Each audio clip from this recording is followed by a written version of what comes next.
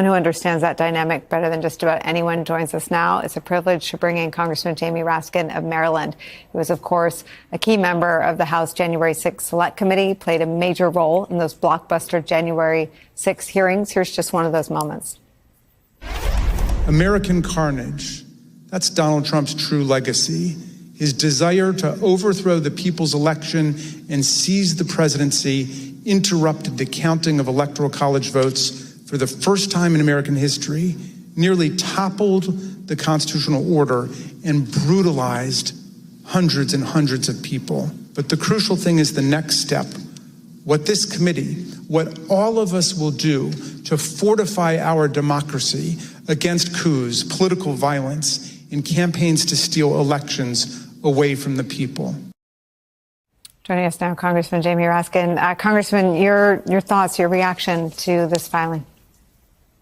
Well, it's an extraordinary filing because it fills in 1,000 details of what exactly the plan was to overthrow the 2020 presidential election. And it goes meticulously state by state, explaining the defendant, Donald Trump's various calls into state election officials and Republican officials in order to get them to set aside the real popular election.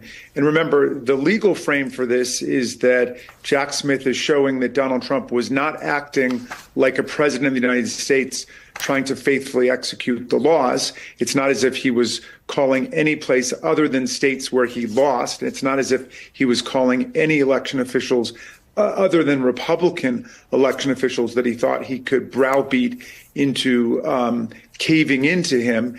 And he was literally fabricating claims and evidence as he went. And all of these people would say, well, send us the evidence. And then they never sent them any evidence, to the point where some of the people on Trump's team said, stop calling us. We don't have any evidence. There's nothing there.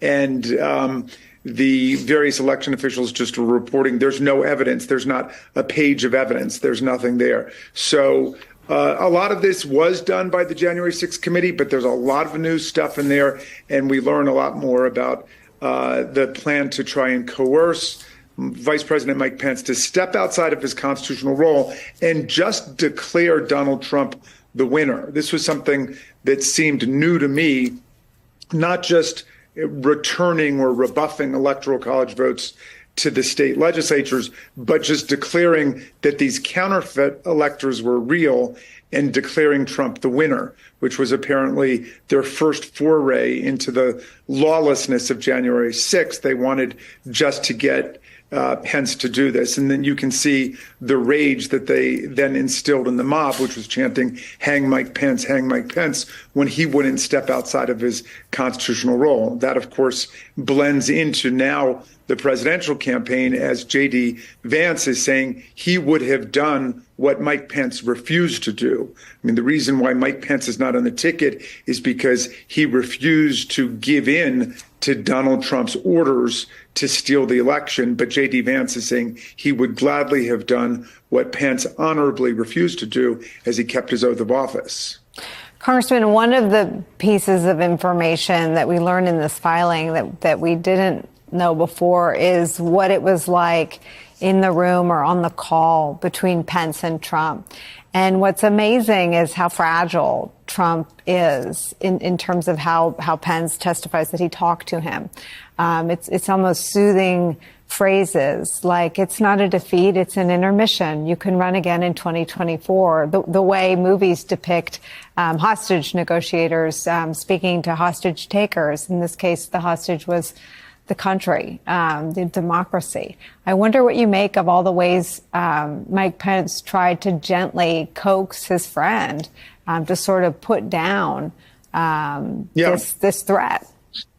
Well, there's something poignant about it, psychologically speaking. Every bully, of course, is operating on a complete bundle of insecurities, as Donald Trump was, and Mike Pence was trying to ease him off of the ledge and say, you know, you can run again in 2024. This can be an intermission, a respite. It can be a break. Then you can come back and do it. He was trying to psychologically condition him to understand what everybody was telling him, from the Attorney General of the United States to the White House counsel to people in the campaign, which is that he had lost the election. And there are numerous indications in the filing that Trump understood he lost the election, but still he wanted to perpetrate the fraud. But of course, constitutionally speaking, legally speaking, Donald Trump was just setting himself at odds with the legal order.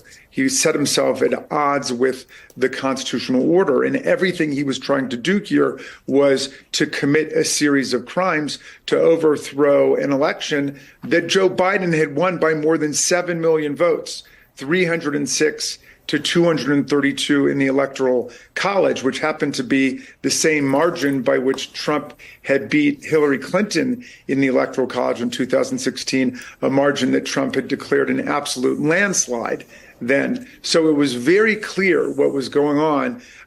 Donald Trump clearly had an intent to set aside what he knew to be the lawful presidential result. And then he mobilized this oddball assortment of lawyers. At one point, they're described as the bar scene from Star Wars by one of the participants, and mobilize them to go out and tell lies and make fraudulent representations in court. Most of them have been sanctioned in court. I think Rudy Giuliani was just permanently disbarred by the Washington, D.C. bar, but there have been sanctions all over the country against them because while you can get away with lying in public in politics, the Supreme Court has said that that kind of lying is protected by the First Amendment. In court, it's not. You're speaking under oath or you're speaking as an officer of the court. And that's why Rudy Giuliani all the way down, these people have faced all kinds of sanctions for what they did.